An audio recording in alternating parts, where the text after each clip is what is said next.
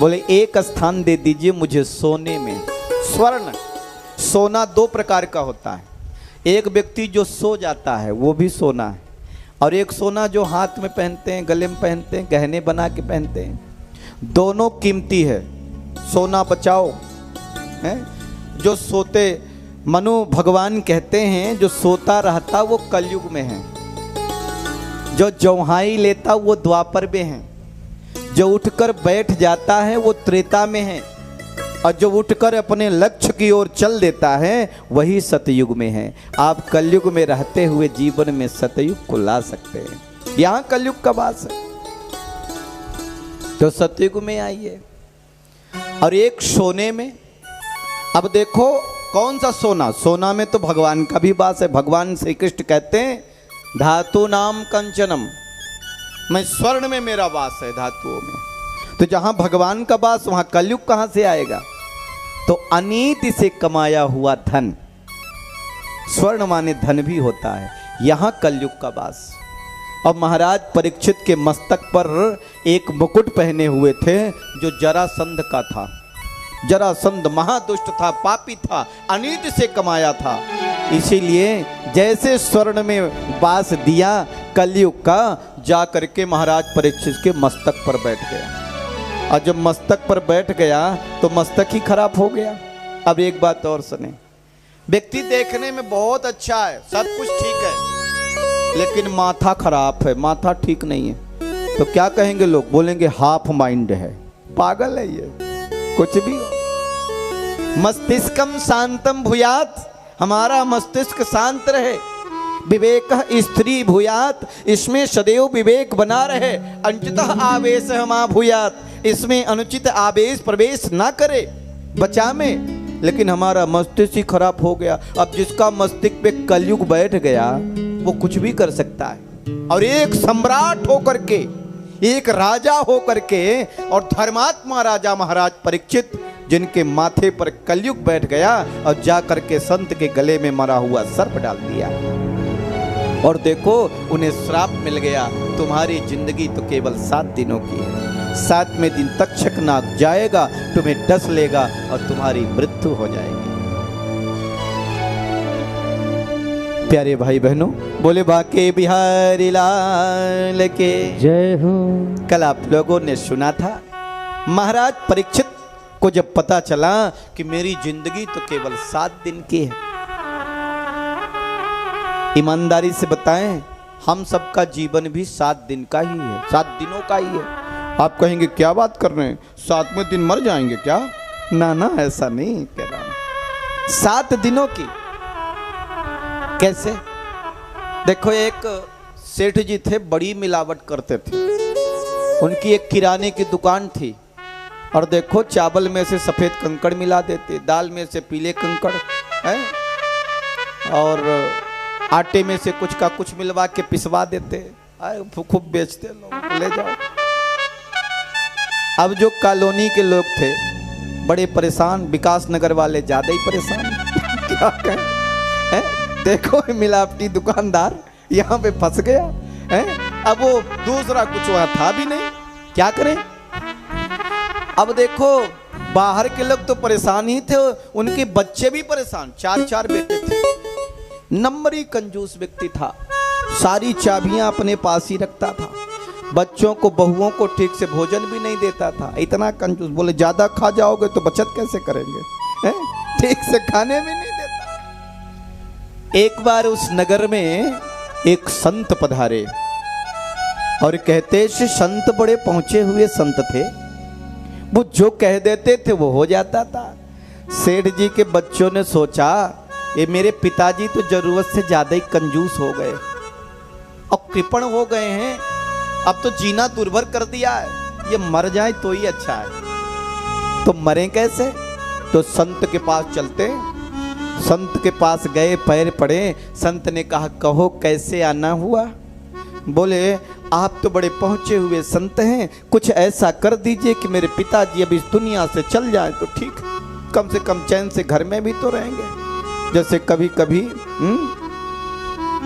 बच्चे कभी कभी देखते हैं कि बाप जो है सारे धन पे दौलत पे कुंडली मार के बैठ जाता है, कहीं कहीं हकीकत में भी होता है, बुरा मत मानिएगा, कहीं कहीं हकीकत भी होता है, हैं? सब बैठ गया, एक बेटे की तरफ 3 बेटे खाली फिलहाल घूम रहे बेचारे, और सारा बेटा कुंडली मार के देना भी नहीं चाहता, तो उसको हक भी नहीं देना चाहता है। तो एक बेटा तो जिसको मिल रहा हो तो बड़ा खुश है, और जिसको नहीं मिल रहा वो सोचता है बुढ़ा मर जाए तो ही ठीक है, कम से कम बंटवारा तो हो जाएगा बराबर, सबका मिल जाएगा तो हो जाएगा।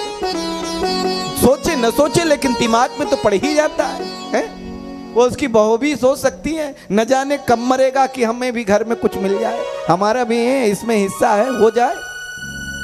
और देखो वो बच्चे संत के पास गए और कहा कुछ ऐसा करिए कि हमारे पिताजी भी दुनिया से चल जाएं तो ठीक है। संत ने कहा कैसे बच्चे हो, लोग अपने पिता की उम्र बढ़ाते हैं, उनके लिए दान पुण्य करते हैं, कथा सुनवाते हैं, उनके मोक्ष की कामना करते हैं, और तुम कह रहे तुम्हारे पिताजी मर जाएं? हैं? सारी बात बच्चों ने बता दी। बोले मैं ही नहीं पूरे नगर के लोग परेशान हैं, बच्चे परेशान हैं। और ऐसे व्यक्ति को दुनिया में अब रह के होना क्या है जिससे दुख ही पाना है। संत ने कहा ठीक है तो अपने पिताजी को कल भेज देना सुबह सुबह। बच्चे गए, बोले पिताजी पिताजी आपको संत जी ने बुलवाया है। अब सेठ जी ने संत के बारे में सुन रखा था, बोले ये परम तपस्वी संत हैं, बड़े सिद्ध हैं, जो कह देते वो हो जाता। बोले जाएंगे उनके दर्शन भी कर लेंगे और मिल भी लेंगे, पूछ लेंगे क्यों बुलाया। दौड़े दौड़े सुबह गए और जैसे संत को प्रणाम करने लगे, संत ने कहा सेठ जी ठहरो ठहरो ठहरो, क्या बात है? बोले आपको पैर छूने की जरूरत नहीं है। बोले क्यों? बोले आपकी जिंदगी तो केवल 7 दिनों की है। सेठ जी के तो होश उड़ गए, अब मैं केवल 7 दिन जीऊंगा? संत ने कहा मैं तो यही कहता हूं आपकी जिंदगी तो 7 दिनों की है।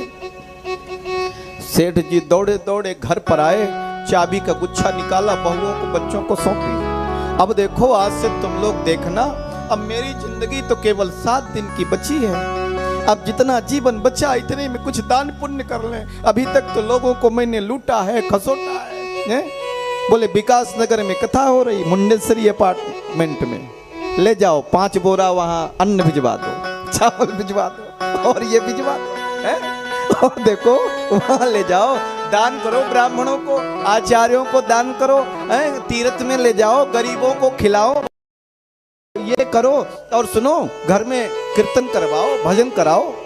अब भजन हो रहा है, कीर्तन हो रहा है, भगवान का पाठ हो रहा है, भंडारे चल रहे हैं। 1 दिन 2 दिन 3 दिन 4 दिन सारे गांव वालों को कहा, जितने गांव वाले हैं सबको खूब खिलाओ, मस्ती से बेबा मिष्ठान खिलाओ, मलाई मिश्री खिलाओ, खूब खिलाओ पिलाओ, क्योंकि अब तो मैं जाने वाला हूँ, अब कुछ भी मेरे हाथ से दान पुण्य हो जाए। 1 दिन बीत गए, 2 दिन 3 दिन 4 दिन 5 दिन, सारे लोगों ने कहा सेठ जी तो देवता हो गए, अरे ये तो भगवान हो गए, ये न मरे तो ठीक है, ये जितना ज्यादा जिए उतना अच्छा है। कम से कम देखो कैसे भंडारा चल रहा है, कैसे भगवान के भजन कीर्तन कथा हो रही है, बच्चे भी बड़े खुश, अब तो हम ही मालिक, सारे पैसे के सब कुछ के हम ही मालिक। अब देखो आएगा तुम इस दुनिया से उस दुनिया में चले जाओगे।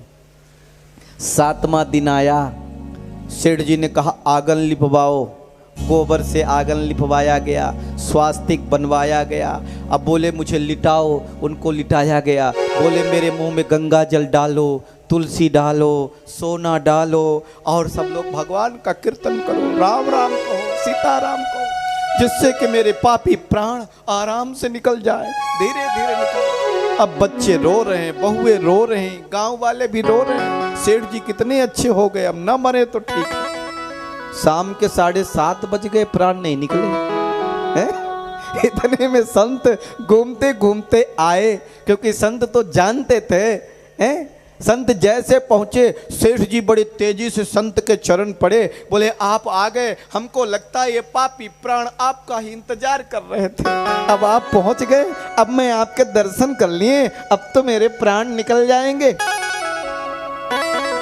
संत ने कहा प्राण निकले तुम्हारे दुश्मन के, तुम्हारे क्यों निकले? बोले आप ही ने तो कहा था 7वें दिन है तुम्हारे जीवन का सूर्य ढल जाएगा, तुम इस दुनिया से उस दुनिया में चले जाओगे। संत ने कहा मैंने कहा था 7 दिनों में।